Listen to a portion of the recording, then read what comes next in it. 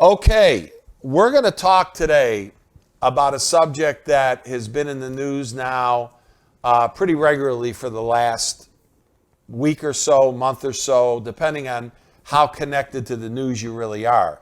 President Biden held a news conference about this yesterday, and it's the global supply chain, I call it nightmare, the global supply chain problem. Now, for those of you that are out there, this is not a U.S. only, Biden administration only problem. This is a worldwide problem. And it's being caused by a lot of the after effects of COVID.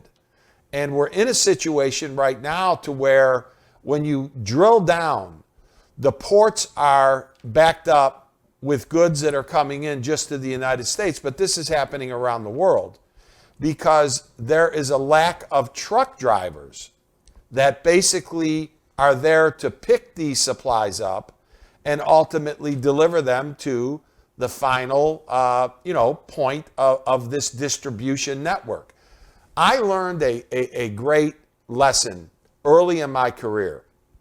I was involved with Ross Perot Jr. and the Perot family, and we built the finest industrial airport, maybe in the world, Alliance Airport, out in North Fort Worth. And one of the tenants that we did bring in, but we were courting, was Federal Express. And the guys at Federal Express said to me, why don't you bring everybody, Ross went, everybody went, and see our night sort and see how a package gets from your house to somebody else's house in a different state by 10 o'clock the next morning. So we loaded up, we had dinner, and we went out to the facility. This is literally in the middle of the night. At about 11 o'clock at night, it looked like an airlift. I mean, 100 planes landed within an hour and a half of planes full of these goods that ultimately are Federal Expressed around the country. And the process of the sort and re-putting them back on airplanes that would take off no later than 4:30 in the morning, it was amazing to me. Because we walk into a supermarket, I got a list that somebody gave me, my wife's yelling at me, whatever, get this, get that. And we walk into a grocery store and we just expect the stuff to be on the shelves.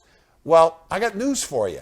There's a lot that goes behind the scene that creates all of this. Well, what we're seeing now is a breakdown in that distribution network simply because the supply chain is being affected by COVID and then the lack of these truck drivers. And it's a real problem because it is backing up the whole system.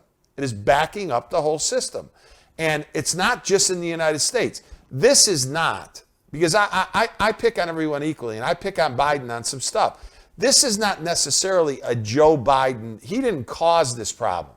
This problem is a byproduct of a lot of what's gone on around the world the last 2 years with this COVID scenario. And then, of course, again, how we have a lack of truck drivers all of a sudden it can only lead me to one angle, and that is that people don't want to work anymore. They don't want to, again, maybe these truck drivers were collecting, federal money. I don't know what the issue is.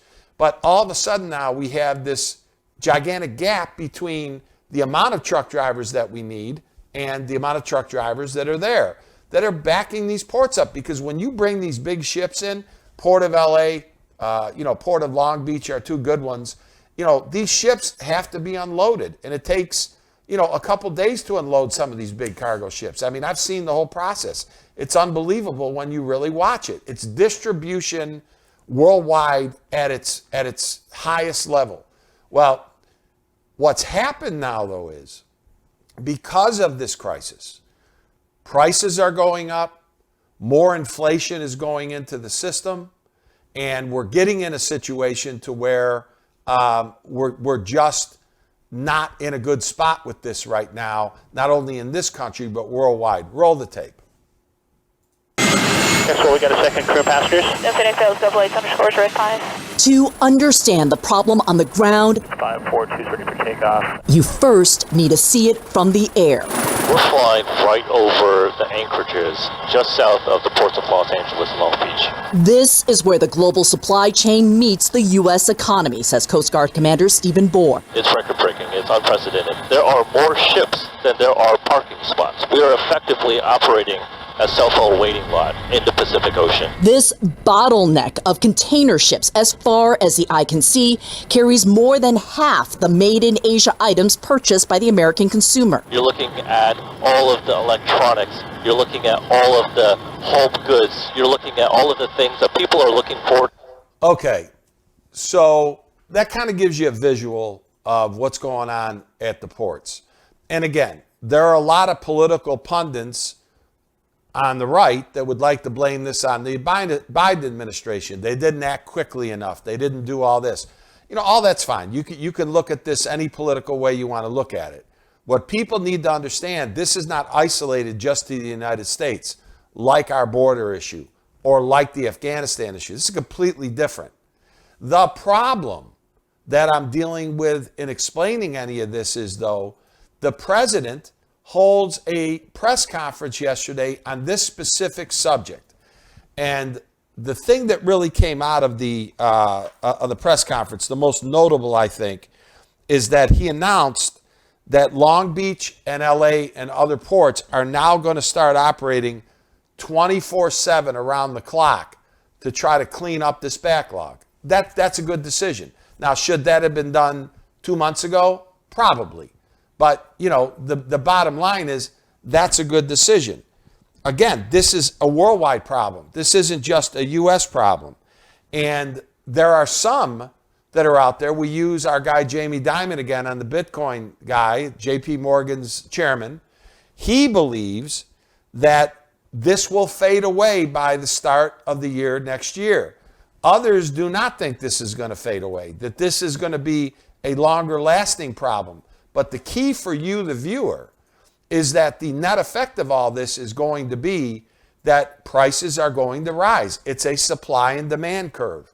So when you go into the supermarket and you're picking up a bottle of milk or a piece of cheese or a loaf of bread and you're seeing all this stuff and you see, hey, the prices are up, this is part and parcel to what's causing a lot of these price increases. And it's not good for the consumer. Inflation, as I mentioned last show, is rising steadily. So we're going to have to keep an eye on that. But the bottom line is the Biden administration's ability to communicate. Let me use it that way. If you watched Joe Biden's press conference yesterday, and there was nothing wrong with his press conference, but at the end of his press conference, instead of staying there and answering reporters' questions, and he could have just said, I'm only going to answer questions about this supply chain crisis. I don't want to talk about this. I don't want to talk about that. Instead, he finishes his remarks and he walks out again, and people are screaming at him. And he's going out the door, and it's a terrible visual. And the visual for this administration with these poll numbers have got to get better. So the bottom line to this is this. The consumer, you and I and everyone involved out here, we're going to be paying a little bit more for our goods and services. This has a lot to do with the inflationary curve that's going on. And I hope that Jamie Dimon is right, that this is going to solve itself by the 1st of January. Because if some of the reports that I read are true, this is going to get worse before it gets better. And Sarah, I think that's really not good. So by the 1st of January, why is it going to get better by then? Just because the ports have been open 24/7? I think that the trucking companies are on a mission now to get truck drivers. The lack of truck drivers just blows me away. It's a business that you make a really good living at. Yeah. You know, what I read when I was really studying this subject is that they make between $55,000 and $75,000 a year. Now, they're on the road a lot. They're away from their families. Sure. There's a lot of issues, but that's a pretty good living. Well, and then what started that shortage? You know, there's nobody that I can either read or talk to that ultimately can give me a straight answer. I think it was, again, the COVID, whole scenario where things shut down. People didn't work for a while. Then they didn't want to go back to their Yep. jobs. Then they got paid. I'm sure all of that is connected. And the vaccine mandates on top of it. I don't know that the vaccine mandates have much to do with it, but they could. I would generally say, though, that there's a lack of drivers to drive these trucks. And you could bring as many ships into a port as you want. But if no one's going to pick it up. If you can't get it picked up, then you're just defeating the whole purpose. And again, if you see the visual, out in the port of Long Beach and the port of LA, there's probably 60, 70 big cargo ships that are sitting there for days. How much does that cost? Yeah. How How much money is that wasting? How much does that cost? And so, I only say, I told the Federal Express story for a reason because, we live in a society where we just think everything just happens. When I saw early in my career that night sort, I was blown away. It stayed with me for my whole business career that, holy cow, this is a logistical thing that allows for some of the things that we appreciate in our daily lives. Yeah. Again, you walk into a supermarket. I mean, everything is laid out for you. I walked in Monday and I was shocked at the amount of stuff that was missing. And I just assumed it was because it was Monday, a busy weekend or something. But now kind of hearing all about just all of the supply chain issues that are going on, I'm like, well, I guess this is going to happen. And I'll give you another one now. I mean, a big discussion that's going on inside the people that are talking about this is that Christmas is going to be really upside down because toys are not going to be able to get to the stores, and there's a whole different, thing here. And we rely on a lot of that stuff. We rely on the Far East for that, Yep. China and other places. And so, that's all a shipping related issue. And China, with all of this, is having their own problems. Like I said, this isn't just about the United States. And this is not one that I want to pin on the Biden administration. The only thing I can pin on the Biden administration is the fact that their messaging and their communication, I'm going to hit this every show, is so bad that if the president is not up for these questions, send out Pete Buttigieg. Okay, I hope I said his name right.